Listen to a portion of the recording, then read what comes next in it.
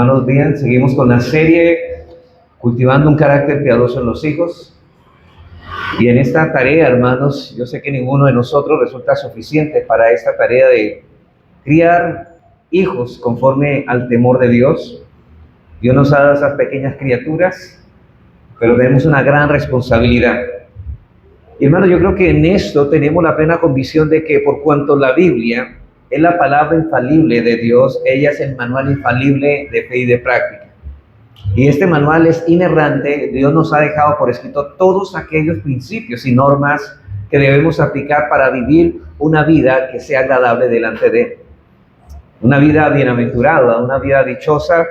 Y en algunas áreas Dios nos ha dado mandamientos muy claros y precisos. De hecho, la Biblia es un libro claro.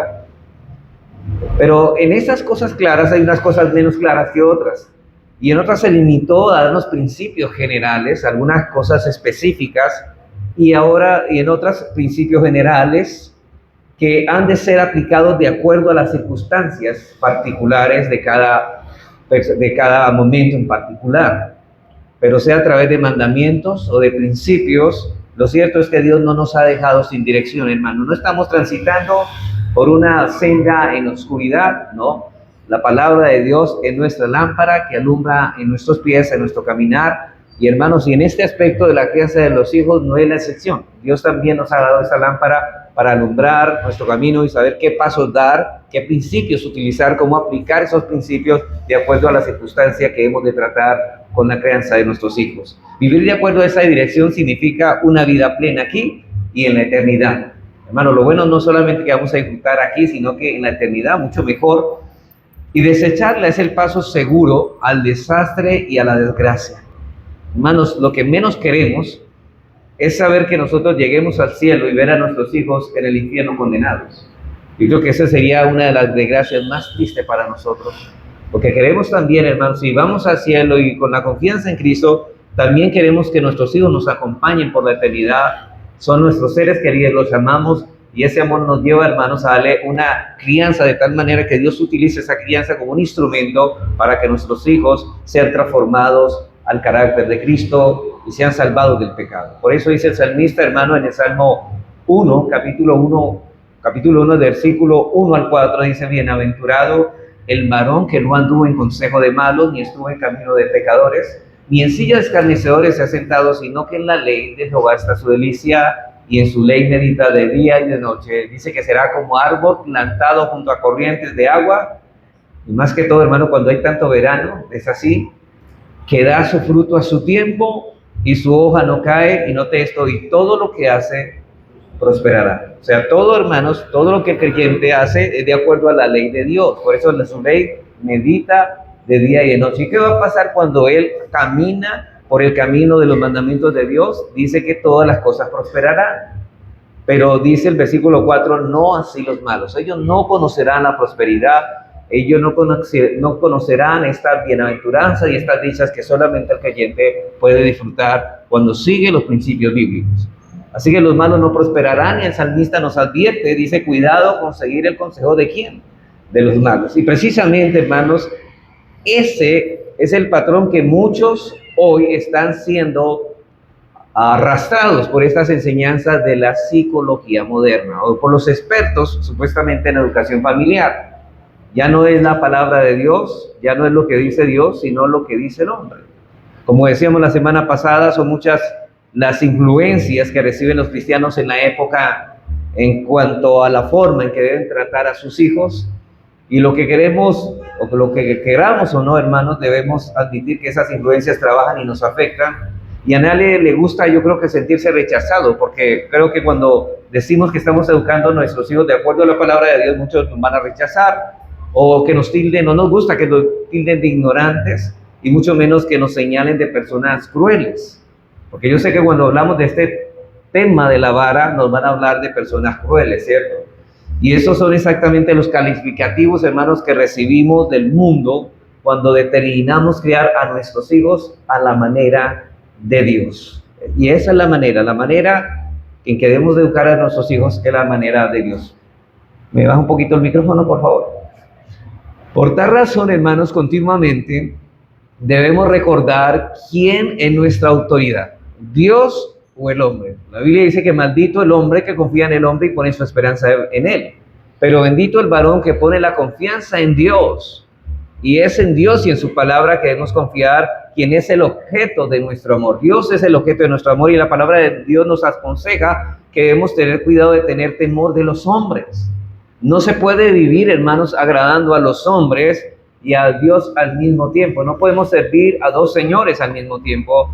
Y como dice el apóstol Pablo en Gálatas capítulo 1, versículo 10, dice, pues busco ahora el favor de los hombres o el de Dios. ¿O trato de agradar a los hombres? Pues si todavía agradara a los hombres, dice él, no sería siervo de Jesucristo. No sería siervo de Cristo. No obstante, hermanos, debemos aceptar que tratar con el asunto de la crianza de los hijos no es un asunto tan simple. Como decir, bueno, he decidido hacer lo que la Biblia dice, hermanos.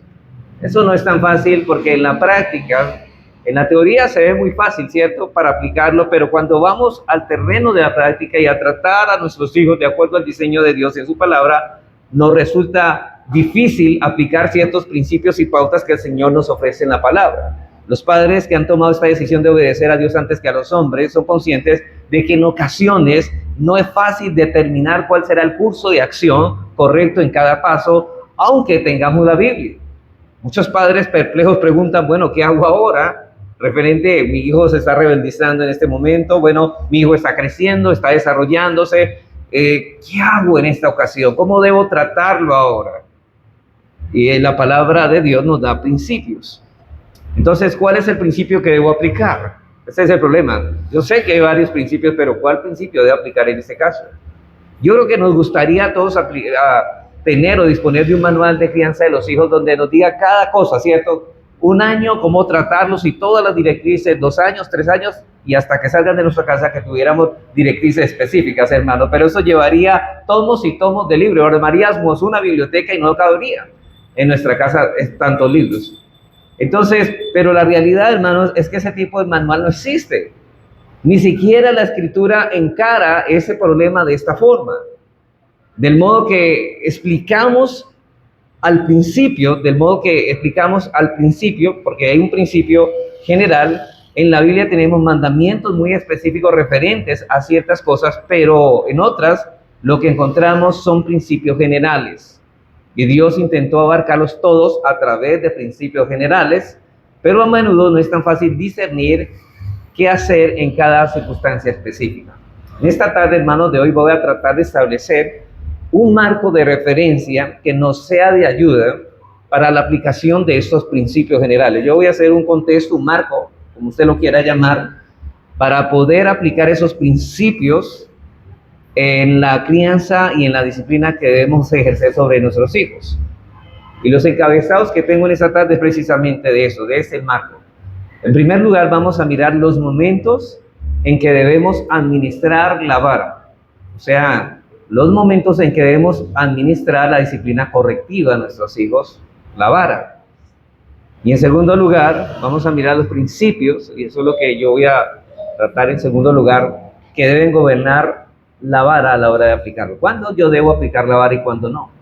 ¿Cuándo yo debo hacer más bien prohibirle a mi hijo tal cosa en vez de castigarlo con vara? Bueno, vamos a mirar esos casos. Y yo sé, hermanos, que esto va a despertar más preguntas y va a responder a muchas cosas, pero muchas preguntas van a quedar en su mente. Pero a medida que maduremos en esto, vamos aprendiendo a aplicar cada cosa en su lugar. Si usted es disciplinado, si usted es juicioso, y pida al Señor en oración cómo aplicar esto.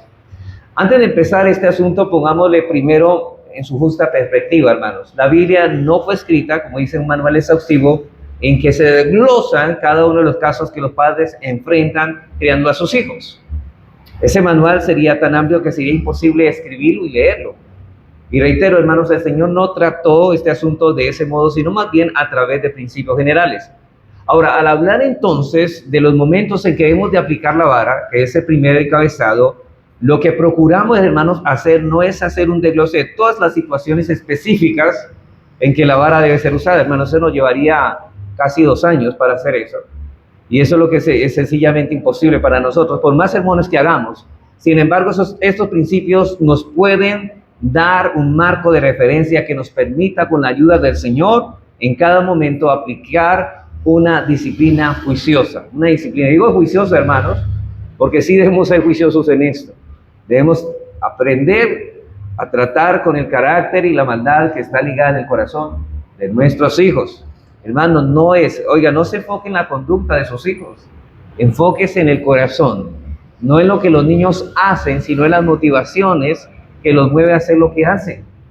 Porque muchas veces es distinto, hermanos, que un niño tumbe un vaso. Puede ser unas veces que tumbe un vaso lleno de agua, quizás a veces es porque el niño es pequeño y no maneja la motricidad de una manera como debería manejarlo, como lo maneja un adulto, y ahí no estamos viendo una rebelión. Pero ¿qué tal si el niño comienza a patalear por rebeldía y tumba el vaso? En eso ya es una muestra de rebeldía que sí hay que castigar. Entonces debemos mirar, hermano, mira que la conducta es el mismo caso, pero la motivación es distinta, y eso es lo que debemos rastrear del corazón del muchacho. Realmente, ¿qué lo llevó a hacer lo que está haciendo el niño? Entonces vamos a mirar la primera pauta. Reserva la vara, escúchelo bien, reserva la vara para aquellas situaciones que implican rebeldía deliberada o desafío a la autoridad paterna. Reserva la vara para aquellas ocasiones o situaciones que implican rebeldía deliberada o desafío a la autoridad paterna. Ustedes recuerdan, hermanos, la raíz de la piedad. O sea, hablamos de la raíz al principio de esta serie de enseñanzas. Primero era el temor a Jehová, ¿cierto?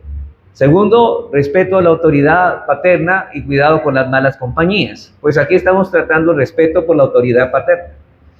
Ahora, la vara ha sido diseñada para sujetar la voluntad de nuestros hijos, y por lo tanto debe ser usada en aquellas situaciones en que nuestros hijos están manifestando su rebeldía a la autoridad paterna de manera deliberada, o están desafiando nuestra autoridad. Ustedes no han pensado que los niños pueden alzar los hombros, alzar las manos, cualquier circunstancia, no todas las veces, pero debemos rastrear cuál es la motivación que lo llevó a hacer al niño tal cosa o tal berrinche. Y muchas veces de esas, por decir todas, hermanos, la mayoría de esos asuntos son rebelión contra la autoridad paterna. Y ese es el ejemplo que Dios nos da en su palabra. En el Antiguo Testamento lo encontramos solo en 2 textos en que se menciona la vara en el contexto del trato de Dios con su pueblo. Recuerde que Dios es como un padre tratando a su pueblo como un hijo. Pues esa es la ilustración. Debemos tratar a nuestros hijos como Dios trata a los suyos. Ese es el ejemplo. Debemos imitar a Dios en esto también. Salmo 89, 30, 32.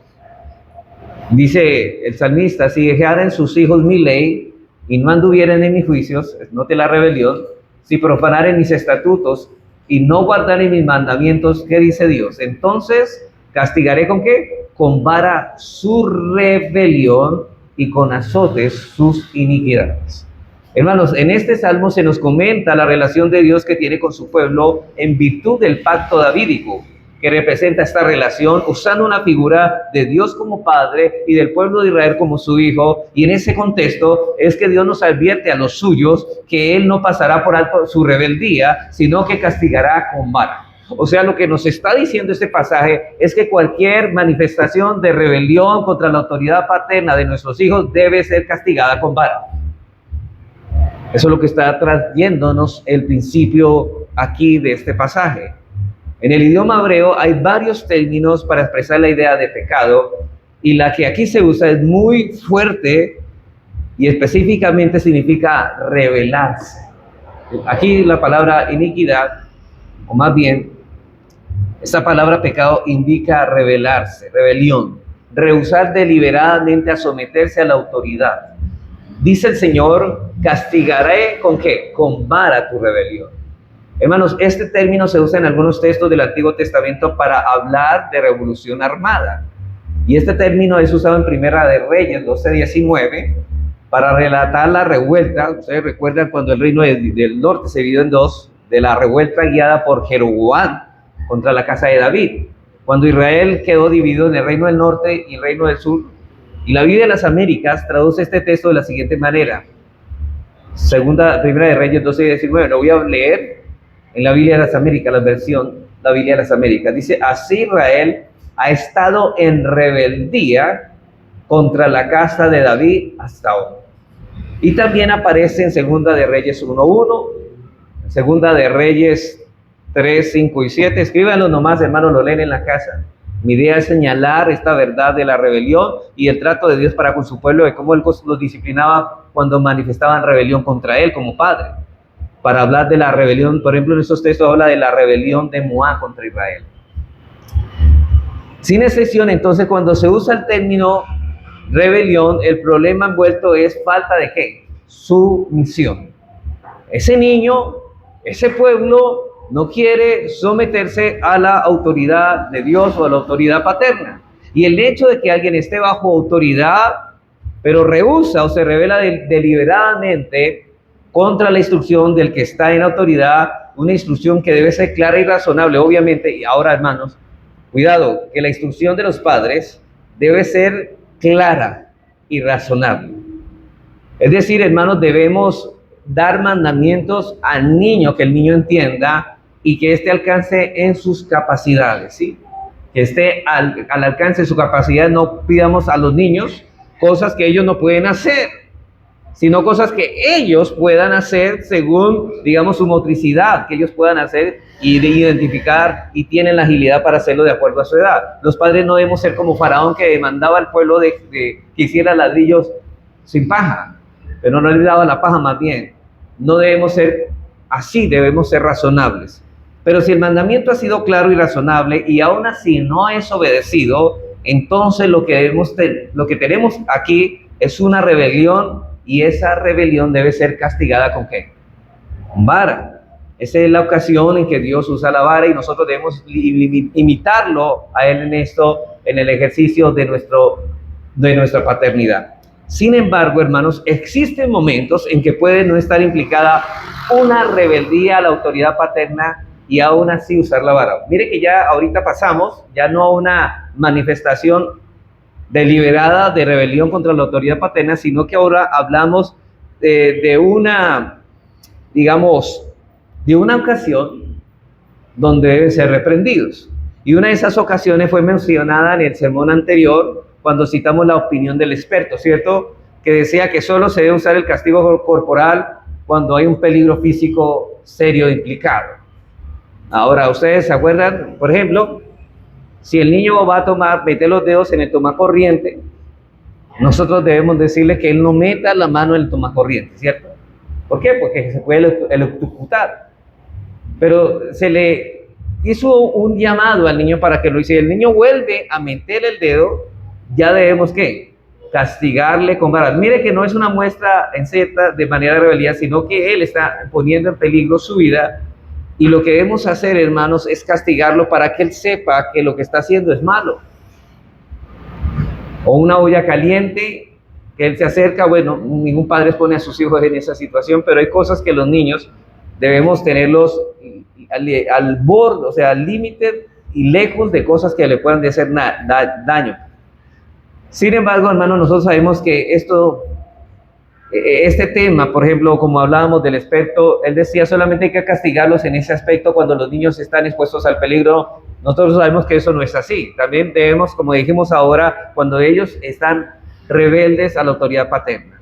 Y que esta no es la única ocasión en que debemos usar la vara, pero aquí estamos diciendo todo lo contrario, es decir, que en ocasiones como esa también debemos usar la vara, y es probable que además de la rebeldía, también tengamos que usar la vara en ocasiones como esta, cuando hay un peligro físico así implicado en esto.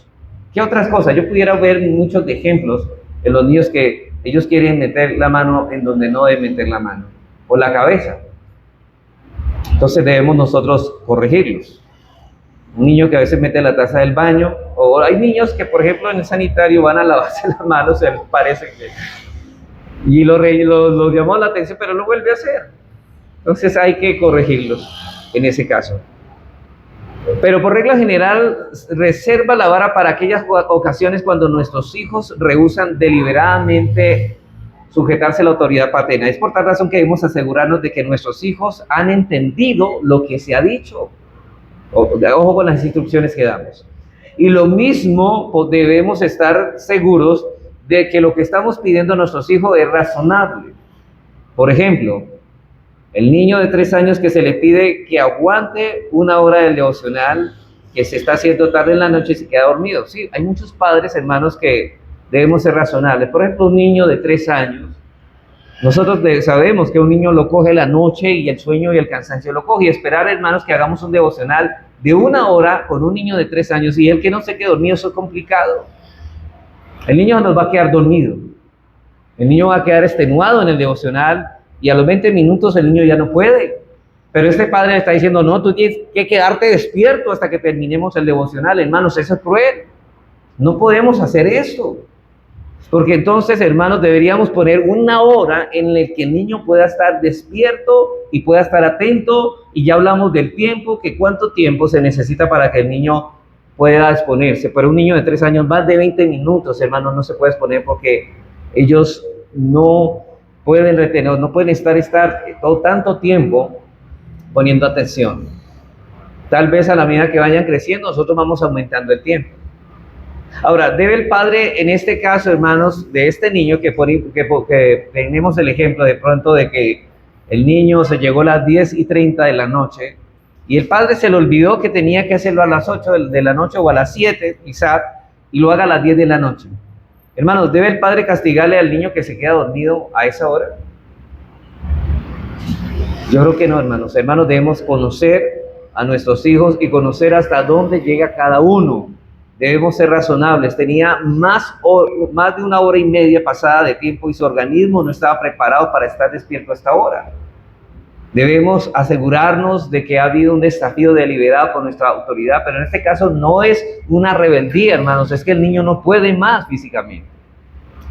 Un caso parecido al anterior, que se implica una desobediencia, es el del niño que usted manda a dormir una siesta. Por ejemplo, hoy en el medio de los dos cultos, ¿cierto? El niño, hermanos, de aquí salimos cansados. Los niños han estado en el culto de la mañana, en la escuela, en la instrucción bíblica, y los niños almuerzan, tal vez están enérgicos, saltan un ratico, pero hay momentos en que hay que decirle, Pepito, te vas a acostar un ratico. ¿Por qué? Porque en el culto necesito que estés despierto. Entonces usted como padre dice, bueno, tienes que irte a acostar una media o una horita para que puedas estar despierto en el culto. Ahora ese niño, ¿qué pasaría, hermano, si yo le mandé a dormir, pero el niño, en vez de estar durmiendo, se puso a jugar con el carrito, con avioncito, y se puso a brincar y a saltar? ¿Qué va a pasar, hermano? Lo más lógico es que el niño llegue al culto y ¿qué pasa? Se quede dormido. Ahora, hermanos, pues el hecho de que tú le mandaste a dormir, el niño durmió, debe ser que disciplinado. Y si se queda dormido en el culto, doble castigo. Eso es lo que debemos tratar. Es que hubo una orden clara y razonable, tenías que descansar y el niño debe ser reprendido aunque no se duerma en el culto. Y si se duerme, como digo, debe darse doble castigo porque no nos ha desobedecido deliberadamente. Así es que los niños comienzan a manipular. Es que no quiero dormir, no, yo no tengo sueño. Yo sé que son niños, hermanos, y procure que cuando almuercen, terminen de almorzar, denles un momento para que ellos brinquen un ratito y quemen un poquito de energía, pero luego envíenlos a dormir por una media hora al menos, para que ellos descansen.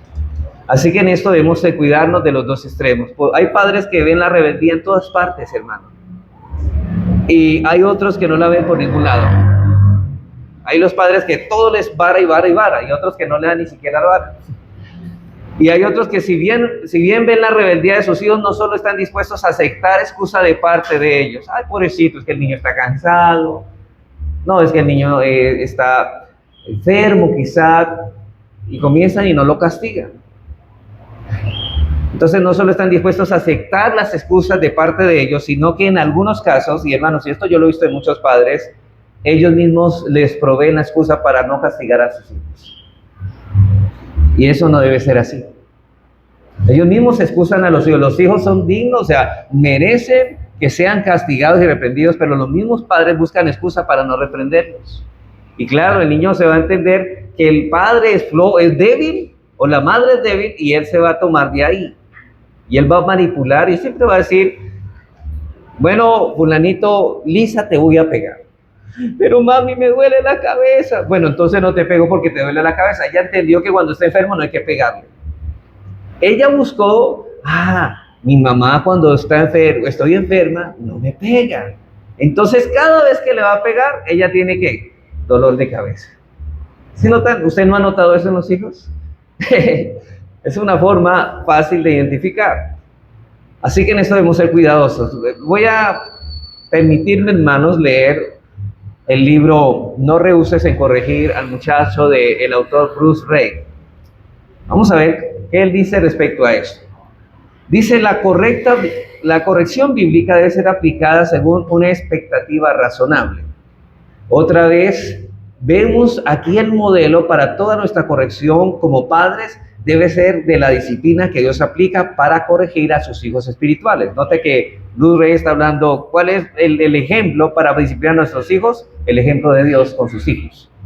Y en el Salmo 103, 13, 14 declara que como el Padre se compadece de sus hijos, se compadece Jehová de los que le temen. Porque Él conoce nuestra condición y se acuerda que somos polvo y Dios es razonable. Dios conoce nuestra condición. Debemos tener ideas claras acerca de nuestra constitución en cada uno de nuestros hijos. Cada uno es distinto y único en lo físico, lo espiritual y lo emocional. Y eso es verdad, hermanos. Todos nuestros hijos son diferentes. Y hay muchos factores individuales, sigue diciendo él, que deben ser considerados cuando tratamos con cada uno de nuestros hijos. Son seres humanos con personalidades distintas. Por ejemplo, debemos preguntarnos, ¿son físicamente capaces de hacer lo que esperamos de ellos? ¿Son bastante altos? Sí, porque usted lo va a mandar a bajar algo alto y el niño ni puede, ni subiéndose en una banca. ¿Son bastante fuertes? ¿Es su coordinación adecuada para lo que le pedimos? Le pedimos al niño, hay niños pequeños, hermano, que no es bueno que ustedes lo manden a traer, por ejemplo, un vaso de agua en un vaso de cristal. El niño, como no puede coordinar, se puede caer y se puede cortar. O sea, tenemos que tener cuidado a qué le debemos pedir que nos haga. Y sigue diciendo él, eso no solo implica los pequeños que están aprendiendo a andar y a usar sus músculos en la transición entre la niñez y la edad adulta, y muchos adolescentes pasan por un periodo equivalente de torpeza física.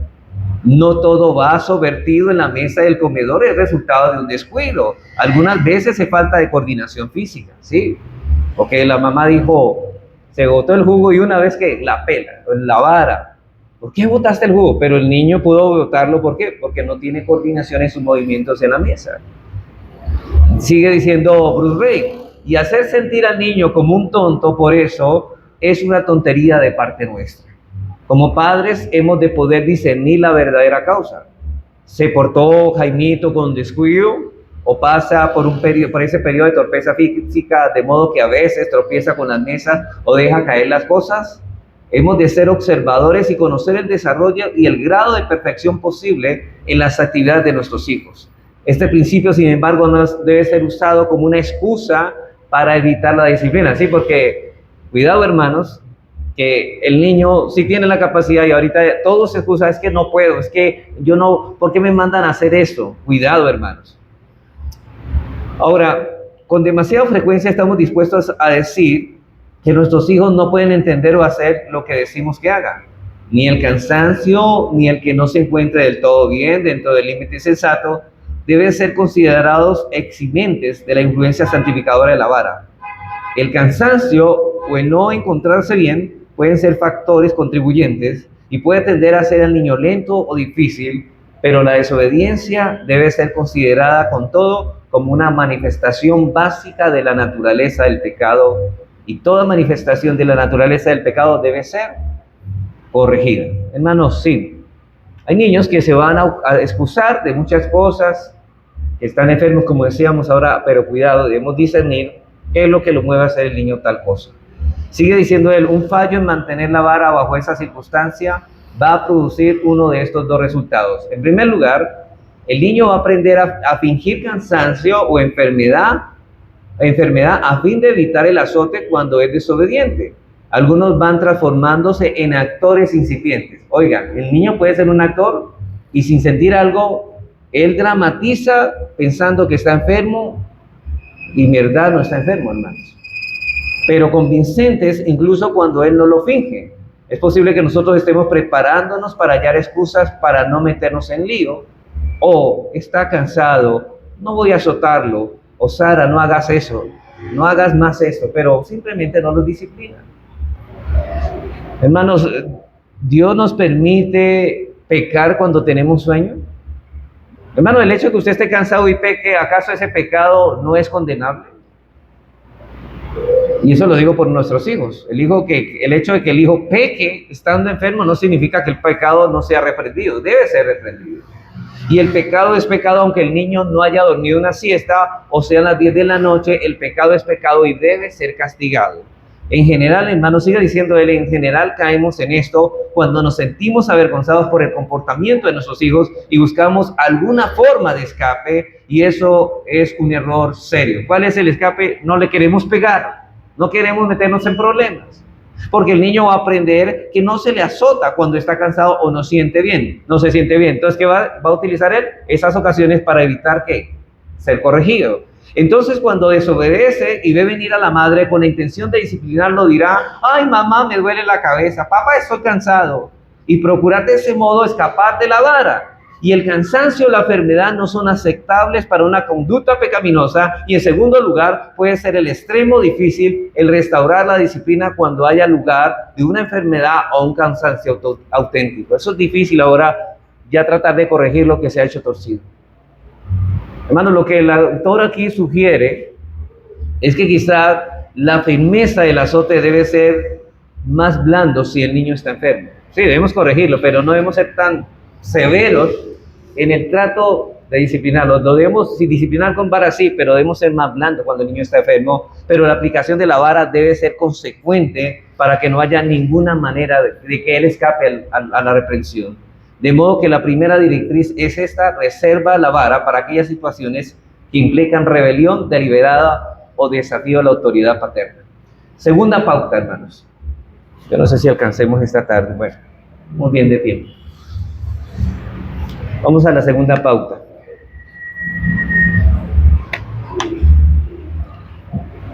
Debemos reconocer, hermanos, que la vara no es una cura para todas las faltas, debilidades y pecados que descubramos en nuestros hijos.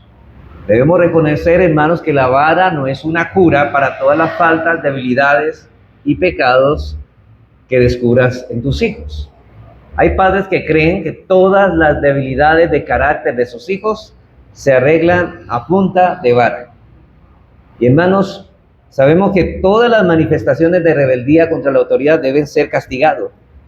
Pero hay algunas de esas faltas que surgen del egoísmo de nuestros hijos, o de su pereza, o de su desorden, o de su espíritu altamente defensivo, o de una tendencia al chisme o la deshonestidad. Y los padres deben lidiar con todas estas cosas. No debemos pasarlos por alto, y en algunos casos tendremos que lidiar con estos problemas usando la vara. Hermanos, que el niño esté chismeando, eso es un pecado, eso es una violación al 9º mandamiento: no levantarás un falso testimonio contra tu prójimo. Entonces, hermanos, debemos reprenderlo. O cuando el niño está diciéndonos una mentira, en esos casos debemos reprenderlos. Y mire que aquí no está hablando directamente de un desafío o una rebelión contra la autoridad directamente paterna. Estamos hablando de un pecado. Por ejemplo, la mentira debe ser reprendida. Sin embargo, hay otras cosas que necesariamente deben ser tratadas con la misma severidad. Y la pregunta es que muchos padres hacen es la siguiente: al tratar con esas faltas, pecados y debilidades de carácter, ¿cuándo limitarnos a reprender y cuándo restringir privilegios? Note que aquí no todo siempre es la administración de la vara, porque hay veces que el castigo es restringir privilegios. ¿Y cuándo pegar? Cuando limitarnos a reprender, llamarles verbalmente. Cuando restringir privilegios, ya no vas a tener televisión, hoy no puedes montar en la bicicleta. Y cuando pegar, cuando dar la disciplina con la vara. Hermanos, sé que no es difícil, es muy difícil responder a estas preguntas, porque son cosas, hermanos, que no implican rebeldía implícita a la autoridad paterna, pero cuando estamos tratando de estos casos, es complicado dar una norma para todo, porque hay que conocer los elementos implicados en el tema en particular. Pero aquí un principio general que nos puede ayudar bastante es este: espera a ver si existe un patrón en el asunto. Espera si existe un patrón, si el niño tiene un patrón en este asunto. Por ejemplo, el niño se le regala una bicicleta. Digamos, el niño nunca tenía una bicicleta, se le regala por primera vez y el niño se le instruye a que debe cuidarla, a que si sale a la calle no debe dejarla en la calle, debe entrarla porque se la van a robar. La primera etapa es la reprensión, porque el niño nunca había tenido esa bicicleta. Quizás el niño en la primera vez dejó la cicla afuera, bueno, no se la alcanzaron a robar, pero el padre le va a llamar la atención, todavía no la va a pegar porque él no estaba acostumbrado a tener una bicicleta y ahorita se acuerda y tiene que acordarse que, bueno, tengo una bicicleta, tengo que cuidarla. La segunda es la restricción. Por ejemplo, si el niño ya se le llamó la atención por dejar la bicicleta afuera y sigue pasando que el niño deja la cicla de nuevo afuera, ya, hermanos, hay que hacer una restricción. Entonces, es decir, mira, Jaimito, esta semana yo te advertí que no dejara la cicla afuera, sin embargo la dejaste afuera, ahora no, esta semana no vas a montar en la bicicleta. Yo sé que Jaimito se va a poner muy triste, pero es una manera de hacerlo. Ahora, si después de esa semana Jaimito vuelve a la calle y comienza a salir, hermanos, otra vez en la bicicleta y la deja fuera, la tercera etapa es esta. Si él continúa sucediendo de tal manera que se ha convertido en un patrón, debemos advertirle las consecuencias que vendrán, y si sigue ese patrón de conducta, entonces no debemos estar constantemente amenazándolos. Pero hay momentos en que es apropiado decirle algo como esto: Jaimito, ya te he hablado de esto varias veces y no he visto cambio, así que la próxima que suceda esto tenemos que castigarte. Entonces, si no nota el patrón, ya comenzamos a ver un patrón. Él comenzó a dejar la cicla, a pesar de que se le restringió una semana sin cicla, volvió a dejarlo, y ahora ¿qué tenemos que hacer? Castigarlo con vara. Eso fue lo que hizo el apóstol Juan con los corintios. En esta iglesia no estaban caminando bien en algunas cosas, y Pablo escribió y recibió una carta y les dio advertencias. Allá en 1 Corintios 4:21, noten lo que él dice, porque él habla de una reprensión. Y él habla de Pablo habla como un pastor a la iglesia, a esta iglesia de Corinto, y dice: ¿qué queréis? ¿Iré a vosotros con vara o con amor y espíritu de mansedumbre? Él dice: iré con vara. Hermanos, Pablo está diciendo a estos hermanos: ustedes deciden si continúan andando con ese patrón de conducta o me veré obligado a aplicar una disciplina severa. O sea, ¿cuándo nosotros debemos castigar a nuestros hijos? Cuando una desobediencia se ha convertido ¿en qué? En un patrón. Cuando el niño siempre se le ha advertido que no haga eso, pero él, sin embargo, continúa en eso. Eso, sí, hermanos, piénsalo antes de dar las advertencias, y eso es bueno, hermanos, aclararlo. Hay muchos padres que dan advertencias, pero ya se convierten en amenazas. Hermanos, nunca des una advertencia si no estás dispuesto a cumplirla. Jamás demos una advertencia si no vamos a cumplir. No lo hagan. Esto es fatal para el alma de nuestros hijos. Aparte de que eso no es imitar a Dios. Cuando Dios advierte, hermanos, Dios cumple. Él es fiel en su palabra, tanto cuando promete bendición, cuando los advierte del castigo. El apóstol Pablo dijo en 2 de Timoteo 2:11-13, dice: palabra fiel es esta, si somos muertos con Él, también viviremos con Él. Y si sufrimos, también reinaremos con Él. Y si le negaremos, Él también nos negará. Si fuéramos infieles, Él permanecerá fiel. Él no puede negarse a sí mismo. Y alguien podría decir: ay, tan lindo Dios. Mire, dice: si fuéramos infieles, Él permanece fiel. Sí, pero para castigarle. Él dice que el hijo que ama lo disciplina, y le está diciendo: no es que le va a pasar la disciplina por encima, no, lo va a castigar, porque Él es fiel a lo que advierte. Así como es fiel en galardonar por andar en obediencia, Él también es fiel en castigar cuando desobedecemos sus advertencias. Él no puede negarse a sí mismo, hermanos. Y cuando Dios abre su boca, Dios es fiel en su palabra, y lo que Él dice lo cumplirá. Pero antes de concluir este punto, hermanos, tratemos con una última pregunta respecto a este tema. ¿Qué tan apropiado es usar la reclusión del muchacho como un método de disciplina? Ustedes han visto esos padres que encierran: te vas a quedar encerrado en tu cuarto todo el día. ¿Ustedes no han notado ese tipo de castigos? La pregunta ¿es correcto esto? ¿Es bíblico? Hoy no sales de la casa. Hermanos, en esto no quiero ser dogmático, pero no me pregunto si esta forma de disciplina es realmente eficaz. Al menos en la Escritura no lo menciona por ningún lado. Y no he visto que Dios castigue a sus hijos encerrándolos.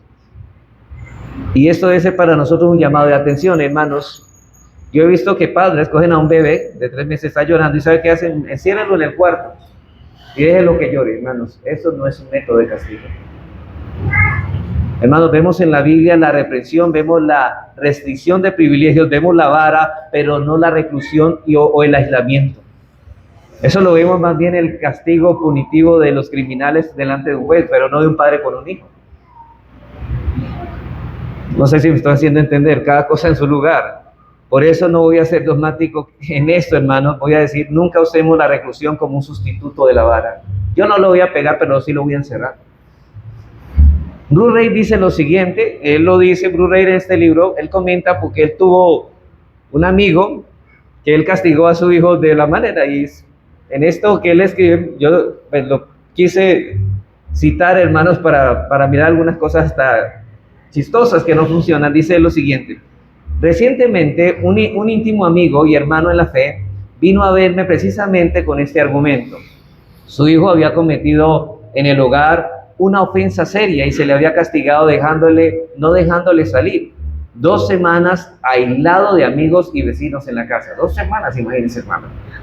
Su padre me dio la impresión de que esto requiere algo más que un breve azote. Estuve de acuerdo con mi amigo, pero solo en parte. El muchacho no necesitaba un breve azote porque la ofensa había sido seria. La corrección bíblica debe ser proporcional con la infracción. Una infracción seria requiere una corrección seria. Y es verdad, hermanos. Si usted le pega al niño con pañales, el niño no va a sentir que lo están castigando. Hay papás que le dan con el pañal y el niño ni sabe que le están castigando. Hermano, el niño debe sentir el dolor del rigor y cada uno debe corregirse de acuerdo a la infracción que ha cometido. Una infracción seria requiere una corrección seria. Sin embargo, no estuve de acuerdo, dice Bruce Ray, con el amigo, con el que quedarse en la casa como castigo iba a dar los resultados deseados. Este castigo falla en llegar a la altura de una medida correctiva y adecuada, y esto por varias razones. Mire aquí las razones que da él. Primero, es prácticamente imposible ponerla en vigor de modo estricto. Si la corrección ha de corregir de veras, tiene que ser puesta en vigor de modo rígido y no se puede esperar que los pies de Juanito se corrijan con zapatos ortopédicos si no consigues que Juanito se los ponga. En el mismo momento en que estamos hablando, hermanos, dice Bruce Ray con el amigo, en el mismo momento que estaban hablando de eso, en la parte delantera de la casa, el hijo de su amigo, el que estaba de castigo, estaba jugando a la pelota con el hijo mío en el patio de atrás. Vaya castigo, ¿no? El niño había escapado de la casa y estaba jugando con el amigo. Pues claro, él dijo, no salga de la casa, pero está en el patio. El hecho de que podía escabullirse del aislamiento una vez le daba esperanza de que hubiera más oportunidades. Así que la certeza de la disciplina ya quedó destruida y su hijo nunca va a considerar que el quedar en la casa sea una medida seria e ineludible. Nunca hay que prometer o amenazar con algo que no se pueda cumplir. Pues de lo contrario se pierde el respeto de los hijos. Y hermano, ¿y usted no sabe que de hecho la mayoría de los que implementan este castigo de la restricción, o más bien del encerramiento, ¿qué hacen los padres? Todo el día quieren andar con un rostro fruncido. Yo estoy bravo con usted, no me hablen. Ellos están encerrados. Él no lo ha pegado con vara, simplemente el castigo es encerrados y yo voy a tratarlos con seriedad. Hermanos, eso no es así. Eso no es así, eso no es correcto hacer esto. Es mejor darles una corrección con vara al niño y llevarlo al arrepentimiento y después recibirlo, hermano. Pero hermanos, dice él, en segundo lugar, en la práctica de quedarse en la casa da lugar a la tensión no natural y pecaminosa que permanece entre el niño y los padres durante días y aún en semanas. Es mejor darles una corrección con vara al niño y llevarlos al arrepentimiento y después recibirlo, que no estar con esa tensión durante semana. Los padres tendrán que mantener una actitud fría y negativa hacia su hijo para que se pueda considerar incluso en hacer válida la medida seriamente, y esta frialdad destruye todo lo que se ha establecido en la primera parte de este capítulo, y esta actitud negativa tiende a retener la ira, no a corregir, y en esto falla en reflejar de modo exacto la mano disciplinante de Dios. O sea, esto no representa la mano de Dios. Hermanos, ¿acaso Dios, cuando vamos arrepentidos, acaso Él sigue con el ceño fruncido contra nosotros? Eso no pasa. Dios nos disciplina, hermanos, y ¿qué pasa? Nos recibe. Y aquellos padres dicen, el niño se le va a acercar a darle un abrazo, no, porque usted está disciplinado. En tercer lugar, las Escrituras hacen provisión para esta situación en que la corrección física es considerada inadecuada. El principio escritural no es reprimir la libertad de movimiento, es la restitución. La restitución es mejor que la reclusión. La restitución exige una respuesta inmediata. O sea, voy a explicarte, hermano. Mi hijo salió a la parte delantera de la casa, tiró la pelota y se le fue y yo le dije, no juegue ahí, y la pelota se le fue al patio de la vecina. ¿Qué va a hacer con él? Por favor, yo no le voy a reclamar balones, el niño está llorando por el balón, ay, se me fue el balón para allá y yo no quería jugar más. Pues hijo, vaya para allá de la vecina y usted dé la cara y dígale, vecina, perdóneme por tirar la pelota, pero si usted me la puede pasar. Y si hizo algún daño, usted va a barrer, si hizo alguna suciedad, y si quebró un jarrón, usted lo paga. Bueno, no sé qué va a hacer, va a ahorrar o alguna cosa de lo que le dé, pero usted va a pagar el daño. Hermanos, no se enseña a los padres a pagarle a los hijos los daños que hacen. Está, hermanos, creando un delincuente para el futuro. Dejen que ellos asuman las consecuencias de su maldad y de su obediencia. Si ellos quebraron un vidrio, ellos pagan el vidrio y ellos deben dar la cara al vecino que le quebraron el vidrio. Lo mismo, hermanos, eso debemos de ver. Ustedes recuerdan ahora de dónde sacamos eso de la Biblia, hermano. Cuando Saqueo se arrepintió, ¿qué hizo? Restituyó todo lo que había robado 4 veces. Nuestros hijos deben saber que los daños que ellos hacen deben remediarlos. Y hermanos, la restitución exige una respuesta inmediata, sigue diciendo Bruce Rey, personal y apropiada, en tanto que la inmovilización proporciona solo tiempo para cavilar a lo mejor planes para hacer las paces, para vengarse, quizá. Y por ejemplo, el niño dañó el jardín de la vecina, pues qué pena, hijo, pero todos esos días usted va a trabajar en arreglarle el jardín a la vecina. Eso es lo que debemos de hacer. Pero hermanos, cuidado, hermanos, que nosotros a veces somos muy sobreprotectores. Los niños hacen un daño y le echamos la culpa a la vecina de lo que pasó. O usted hace lo que su hijo debería hacer. No haga usted, deje que su hijo afronte las consecuencias. En ese sentido, hermanos, Bruce Rey no está de acuerdo con la reclusión. Y yo pienso, hermanos, que sus argumentos son bastante válidos, ¿cierto? Es mejor usar la vara. Habiendo visto entonces esto, hermanos, voy a pasar al próximo punto. Entonces, pasemos al segundo punto. Veamos dónde debemos, o principios que nos ayudan cómo utilizar la vara. Bueno, voy a ir hasta donde pueda. En segundo lugar, el principio que debe gobernarnos para usar la vara. ¿Cuáles son los principios que nos deben gobernar para usar la vara en su momento? Bueno, existen algunas personas, hermanos, que en este asunto tienen expectativas irrealistas. No significa que la vara lo hace cristiano al niño. Esperan que la reprensión de la vara resuelva todos los problemas de rebeldía de nuestros hijos, pero esto no es así. El problema, hermanos, es que si usted está cambiando la conducta y no pastoreando el corazón, usted puede hacer más daño que bien. Ni una reprensión con vara, ni 2, ni 3 van a resolver el problema para siempre. Por eso debemos seguir el ejemplo de constancia que Dios utiliza. Por ejemplo, ¿qué hace Dios con sus hijos? Hebreos 12:5. Dice, Hebreos 12:5, y habéis ya olvidado la exhortación que como a hijos se os dirige, diciendo, hijo mío, no menosprecie la disciplina del Señor, ni desmaye cuando eres reprendido por Él, porque el Señor el que ama disciplina y azota a todo aquel que recibe por hijo. Versículo 10. Y aquellos ciertamente, o sea, vuestros padres terrenales, ciertamente por pocos días nos disciplinaban como a ellos les parecía, pero para lo que nos es provechoso, para que participemos ¿de qué? De su santidad. Hermanos, Dios no deja de disciplinar a sus hijos, ¿cierto? Tampoco lo debemos hacer nosotros.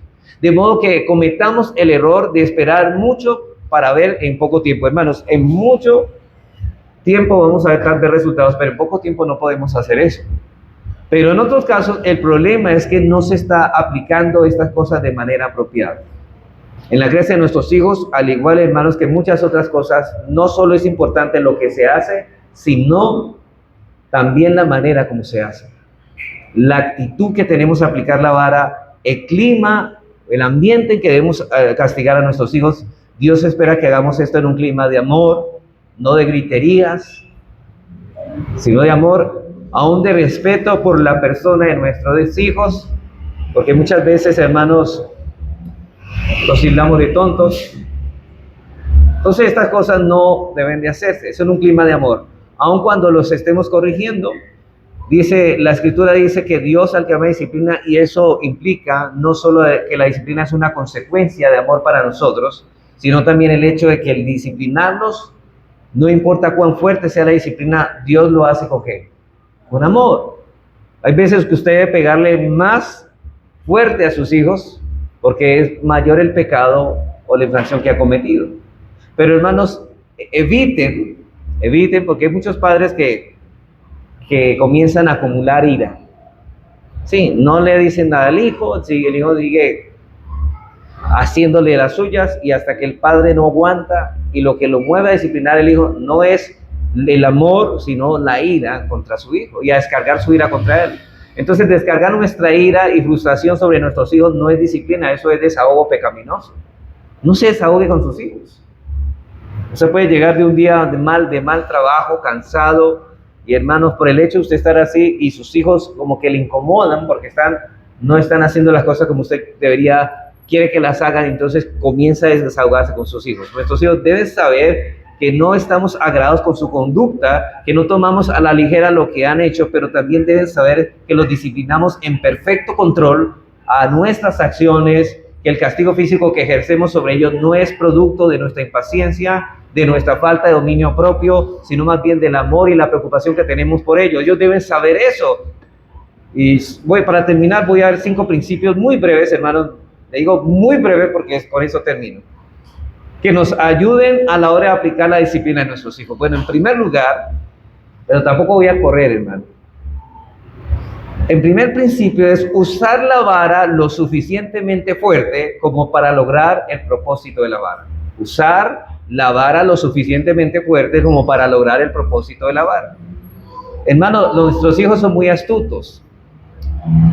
Ellos cuando huelen, muchas veces que lo vamos a corregir con vara, se pueden poner una pantaloneta y otra pantaloneta debajo del pantalón. Y hay que descubrir, hermanos, que cuando le estemos castigando no está ocurriendo eso. Ya consideramos que el castigo corporal tiene como propósito sujetar la voluntad de nuestros hijos, por lo tanto la vara debe ser usada lo suficientemente que se necesite para que lleve a cabo su propósito. Hermanos, no debemos llegar al extremo del abuso infantil de querer destruirlos, ni tampoco seremos tan suaves con nuestros hijos que no sienta que no se les está pegando. El autor de Hebreos nos dice que la disciplina no es causa de gozo, sino ¿de qué? De tristeza. Y la disciplina debe quebrantarnos y debe producir dolor que es necesario para el verdadero arrepentimiento. Ahora, miren, lo que queremos que nuestros hijos, cuando sientan el azote de la vara, es que ellos se arrepientan del pecado que han cometido. Recuerden que ustedes, antes de aplicar la vara, debe decirles por qué lo vamos a castigar. Cuando el castigo corporal es aplicado correctamente, no debe causar risa ni ira, sino tristeza y quebrantamiento. A mí me preocupa porque a nosotros nos pasa que cuando nuestros hijos, cuando se castigan mucho, se ríen. ¿Qué debe hacer uno ahí cuando el niño se ríe? Vuelve y se le da otra pela, ¿no? El niño se está burlando de usted. O quizás le pareció que fue poco lo que le castigó. O quizá el niño comienza a llorar de una manera que manifiesta ira contra usted y enojo y rebelión. Venga para acá. Admito otra vez otro barazo para ver si se calma. Entonces debemos pegar lo suficientemente fuerte para lograr quebrantar la voluntad de nuestros hijos, y hasta que esa voluntad, hermano, no sea quebrantada, eso significa que la vara debe ser más fuerte para lograr estos 3 elementos que son importantes. Primero, que al aplicarlas estemos en un control de nuestras emociones. Porque si estamos airados, es probable que pequemos más duro de lo que tenemos que pegar. Segundo, que usemos el instrumento correcto. ¿Cuál es? la vara, no un bate, hermanos, no la chancla, no estas cosas, la vara. Y en tercero, que peguemos en el lugar correcto, no en la cara, no en el hombro, ni siquiera en la espalda, en la cola. Es ahí donde debemos pegar a nuestros hijos. No otra forma, no el cable de la plancha, no el rejo, no estas cosas, hermanos. Pero vamos al segundo principio. Y el segundo principio dice: usa la vara hasta que logres una obediencia sumisa y diligente. Usa la vara hasta que logres una obediencia sumisa y diligente. El niño debe obedecer a la primera voz, pero sabemos que hay muchas veces, como los entrenadores, tienen que llamar una y otra vez la atención, y debemos usar la vara hasta que logremos la disciplina sumisa. Y si ya nos metimos en una confrontación con el niño deliberadamente, hermanos, debemos llegar hasta el final. El asunto no es solo disciplinarlos, sino lograr que el niño haga lo que se le pidió con una actitud adecuada. De lo contrario, la voluntad no ha sido sujetada y por lo tanto el propósito no se ha cumplido. Usa la vara hasta que logres una obediencia sumisa y ¿qué? Y diligente. Miren, muchas veces yo me acuerdo, hermanos, no sé si es un pastor que, bueno, no sé si fue que lo leí y me contaron, bueno, no sé, hermanos. Lo cierto es que este hombre estaba castigando a su hijo, le pidió que hiciera, que organizara los juguetes, y el niño le dijo, Juanito, tienes que organizar los juguetes. Y el niño se le paró así firme, no. Y le llamó y le castigó fuertemente. Juanito, vas a arreglar los juguetes. No. Después de darle la pela, él estaba llorando y dice, no. Le volvió a dar otra juguetera, digámoslo así. Y llegó a la juguetera número 20. No sé si fue la 21. Pero obviamente, hermanos, él le dolía en el corazón que tenía que reprender una y otra vez al niño. ¿Qué es lo que necesitaba el niño? Quebrantar, ¿qué? Su rebelión. Y que él se sujetara y se quebrantara. Cuando llegó a la pela número 21, parece que el niño comenzó, arregló las cosas, y cuando terminó de arreglar los juguetes fue y abrazó al papá fuertemente. Había quebrantado su corazón. Tercero, yo sabía que, y cuidado, hermanos, que esto puede sonar cruel, pero esa es la manera como corregimos a nuestros hijos. Usa la vara mezclada con una reprensión verbal a la vez que extraes de tu hijo una confesión verbal. Es decir, la Biblia dice, la vara y la corrección dan sabiduría. ¿Se acuerda? Nunca debemos pegar sin instruir. Antes debemos instruir a nuestros hijos, y en esto es muy útil el uso de preguntas que puedan activar las consecuencias o la conciencia de nuestros hijos. Nunca le pregunte qué hizo, perdón, por qué lo hizo, porque ellos se van a buscar una excusa. Pregúntele por qué hizo, más bien, qué hizo. Dios usó un método muchas veces tratando con los santos que encontramos a lo largo de las Escrituras. Pero esas preguntas no solo activan, hermanos, la conciencia. Por ejemplo, cuando Dios llamó a Caín, le dijo, ¿dónde está tu hermano? Y cuando Adán, ¿dónde estás? ¿Acaso Dios no sabía dónde estás? Pero ¿por qué le estaba haciendo estas preguntas? ¿Qué has hecho? ¿Qué has hecho? Y quería darle una razón para que él se sintiera realmente dolido por el pecado que había cometido. Entonces, hermanos, esas preguntas no solo activan las conciencias de nuestros hijos, también nos dan tiempo para calmar nuestras emociones y nuestra impaciencia. Debemos sentarnos a hablar con nuestros hijos para preguntarles qué has hecho, y que ellos mismos, de sus labios, llegan a decir, yo le pegué a mi hermano, ¿qué debo hacer contigo? Debes castigarme. Listo. Hablando con nuestros hijos, nuestras almas se van poniendo en su lugar, de modo que a la hora de pegar ya estamos en el perfecto control de nuestras emociones. Pero recuerda que todo esto causará sentido de culpa en ellos. Lo que estamos haciendo es levantando en ellos un sentido de culpa, pero no podemos dejarlos así con la conciencia cargada. ¿Sabe qué? Después de que ese sentido de culpa haya sido levantado, ahora tenemos que trabajar con el sentido de culpa. Debemos ayudarle a descargarlo, guiándolo a confesar sus pecados y pedir perdón a Dios y a los hombres. Si pegó al hermanito, debe pedirle perdón al hermano, pero también primeramente a Dios. Dice que tú confiesas sus pecados y se aparta de ellos, hallará misericordia. El niño debe saber eso.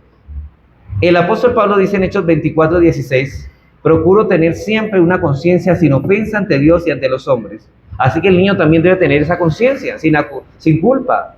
Y cuando el niño pida perdón a los que ha ofendido, y sobre todo pida perdón a Dios, su conciencia es descargada. Pero no lo dejemos, hermanos, con la culpa, y está ahí donde que tenemos que llegar. Es ahí en esa situación donde debemos llegar, a que Él pueda descargar su pecado en Dios. Y cuarto principio, usa la vara con diligencia. No te canses de disciplinar. Proverbios 13:24, el que detiene el castigo a su hijo aborrece, mas el que lo ama desde temprano lo corrige. Hay diligencia en este padre. Hermano y hermana, no pases por alto sus faltas. Si tú bien sabes que hizo algo mal, tampoco le pongas excusa a la rebeldía de tu hijo. Debes usar la vara aunque estés cansado y lo último que quieres es tener una confrontación con él.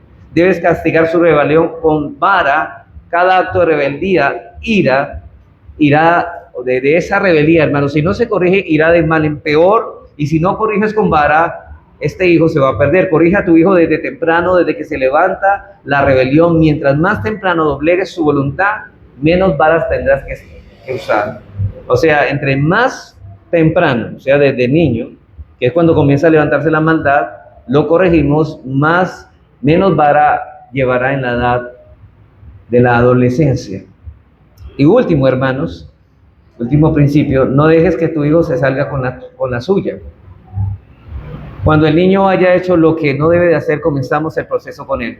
Vemos que el niño generalmente comienza a llorar, ¿cierto? Hay muchos niños que antes de la vara ya están llorando y pedir misericordia. Mami, perdóname, yo no lo quería hacer, pero lo hizo. Hermano, si escuchas sus lloros, estás enseñando a tus hijos que rebeldía más lágrimas es una fórmula que funciona. El niño necesita, bueno, ya sé cómo manipular a mi mamá, voy a llorar, para que ella le dé pesar y no me pegue. Claro, y el niño comienza a llorar. Rebeldía más lágrimas pidiendo misericordia igual a evadir las consecuencias. Y eso es lo que estás enseñando a tus hijos si no los corriges simplemente porque lloran. Esta no es la fórmula en que la justicia se aplica en el mundo. Crimen más lágrima es igual a ¿qué? A cárcel. Si las lágrimas fuesen suficientes para evadir las consecuencias, habría muy pocos malhechores encerrados. Hermanos, ¿qué pasó cuando David pecó? ¿Acaso las lágrimas pudieron librarlo de las consecuencias del pecado? No, Dios le dijo, ahora no se apartará jamás de tu casa la espada. Y tuvo que librar las consecuencias, tuvo que vivir las consecuencias. Según Samuel 12:10, David sembró algo y va a cosechar algo, y no debemos enseñar a nuestros hijos que pueden sembrar sin cosechar, hermanos. Burlará el hombre a Dios, pues todo lo que el hombre sembrara, eso cosecha.